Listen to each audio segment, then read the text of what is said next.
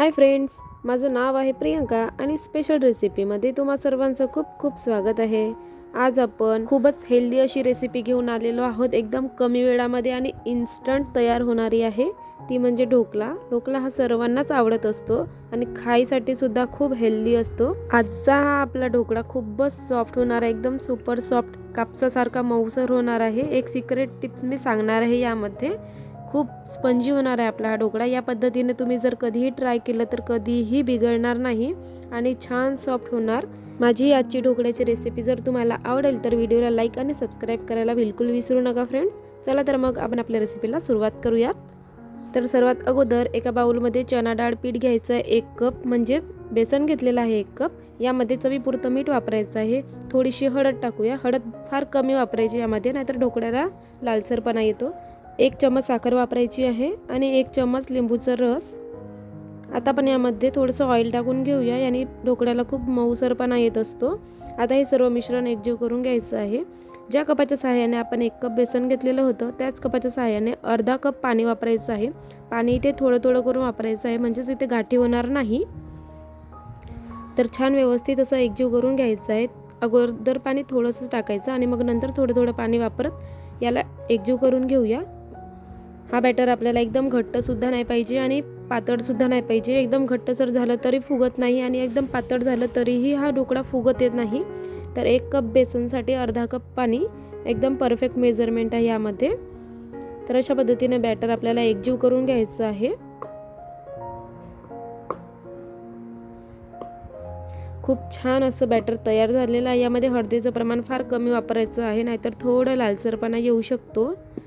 तर बघू शकता, अर्धा कप पाणी वापरून अशा पद्धतीचं बॅटर रेडी झालेलं आहे। हा बॅटर जास्त पातळ सुद्धा नाही आणि घट्टसर सुद्धा नाही, एकदम रनिंग कन्सिस्टन्सी आहे। तर तुम्ही पाहू शकता, अर्धा कप पाणी मी इथे यूज केलेलं होतं। तर अशा पद्धतीची सेम कन्सिस्टन्सी हवी आपल्याला ढोकळ्यासाठी बेसनाची। तर याला आपण 10 मिनिटे झाकून ठेवूया आणि दुसरी तयारी करून घ्यायची तोपर्यंत। तर मी इथे इडली पात्र मांडलेलं आहे ढोकळा शिजवायला। यामध्ये स्टँड टाकून आपण हाय फ्लेमवर झाकून ठेवायचं आहे। तोपर्यंत केक टिनला आपण ग्रीसिंग करून घेऊया तेलाची। आणि तेल लावल्याने काय होतं की ढोकळा सहज निघला जातो आणि चिकटून बसत नाही। इथे पोळ्यांचा डब्बा किंवा कुकरचा डब्बा सुद्धा घेऊ शकता तुम्ही, केक टिन नसेल तर। तर केक टिनला छान ऑइलिंग करून झालेलं आहे। आता आपण तो बॅटर घेऊया। आपला बॅटर सुद्धा छान सेट झालेला आहे 10 मिनिटानंतर। आता आपण यामध्ये 1 इनोची पुडी टाकून घेऊया। अख्खी पुडी टाकायची आहे इनोची। यामध्ये तुम्ही तुमच्या आवडीचं फ्लेवर घेऊ शकता। अख्खी पुडी आपल्याला इथे ओतून घ्यायची आहे आणि सर्व मिश्रण एकजीव करायचं आहे। सगळीकडे इनो लागल्या जाईल याची काळजी घ्यावी। अर्ध्या ठिकाणी लागलं तर तो अर्धा फुगणार आणि फुगणार नाही अर्धा। तर छान व्यवस्थित असं मिक्स करून घ्यायचं हा बॅटर। आणि इनो टाकल्यानंतर आपल्याकडे जास्त वेळ नसतो हा बॅटर ठेवायला, सहज फुगायला लागतो। तो सहज आपण केक टिनमध्ये लगेचच टाकून घ्यायचा आहे, वेळ न घालवता।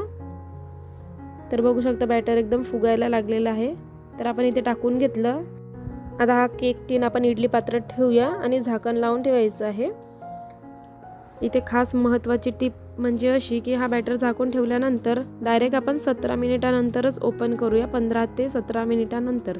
आणि मध्ये मध्ये उघडून बघितलं की ते फुगलेलं तर असणार, पण ते खाली जाऊन बसेल उघडल्यानंतर, तिथे वाफ जाईल, त्यामुळे ते खाली जाऊन बसेल। तर आपल्याला हा डायरेक्ट बॅटर 15 ते 17 मिनिटानंतरच उघडून बघायचं आहे। तर पाहू शकता, 17 मिनिटानंतर छान व्यवस्थित असं शिजलेलं आहे, छान फुगलेला आहे सुपर सॉफ्ट आपला ढोकळा।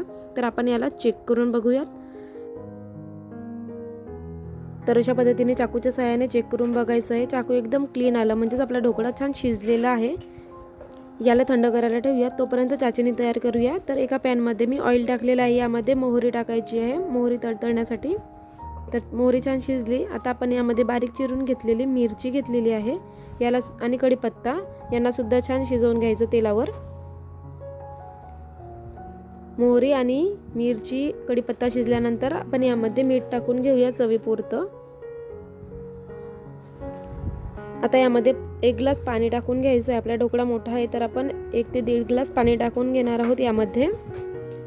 आणि 2 ते 3 चमचे साखर टाकायची आहे छोट्या चमच्याच्या सहाय्याने। आपण 1 चम्मच बॅटरमध्ये सुद्धा टाकलेली होती। 1 चम्मच लिंबूचा रस टाकायचा आहे। आता या पाण्याला छान उकळी येऊ द्यायची आहे एकदा। एकदा उकळी आली की आणखी 1 मिनिट शिजवल्यानंतर याची गॅस आपण बंद करून याला थोडं थंड करण्यासाठी ठेवूया साईडला. आणि तोपर्यंत आपला ढोकळा बघूयात थंड झालं की नाही ते.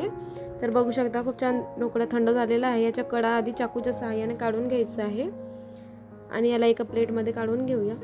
तर बघू शकता खूप छान असं सुपर सॉफ्ट ढोकळा तयार झालेला आहे. एकदम जाळीदार मस्त शिजलेला आहे आणि खूप छान फ्लफी झालेला, एकदम फुगलेला आहे ढोकळा. याला तुम्ही तुमच्या हव्या आकारात कापून घेऊ शकता. या पद्धतीने जर तुम्ही ढोकळा ट्राय केला तर कधीही बिघडणार नाही आणि सुपर सॉफ्ट स्पंजी ढोकळा तयार होऊन जाईल. याची जाडीसुद्धा तुम्ही पाहू शकता, खूप छान फुगून वरती आलेला आहे. तर बघू शकता खूप छान सुपर सॉफ्ट. आपण असं स्पंज केलं तर तो जागेवर येऊन राहतो, म्हणजे खूप छान स्पॉन्जी झालेला आहे ढोकळा, कापसासारखा मऊसर. यावर आपण चाचणी टाकून घेऊया थंड झालेली. गरम गरम चाचणी टाकली तर जास्तच नरम होऊ शकतो ढोकळा, त्यामुळे चाचणीला थोडंसं थंड होऊ द्यायचं आहे, नंतरच यावर ओतून घ्यायचं.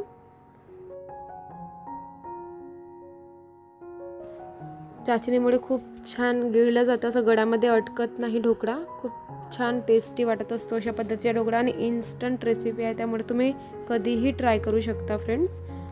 आणि कोथिंबीरीने आपण गार्निशिंग करूया. ही आजची ढोकळ्याची रेसिपी जर तुम्हाला आवडली असेल तर व्हिडिओला लाईक आणि सबस्क्राईब करायला बिलकुल विसरू नका. पुन्हा भेटूयात अशाच प्रकारच्या नवीन रेसिपीसह. हा व्हिडिओ पाहिल्याबद्दल खूप खूप धन्यवाद.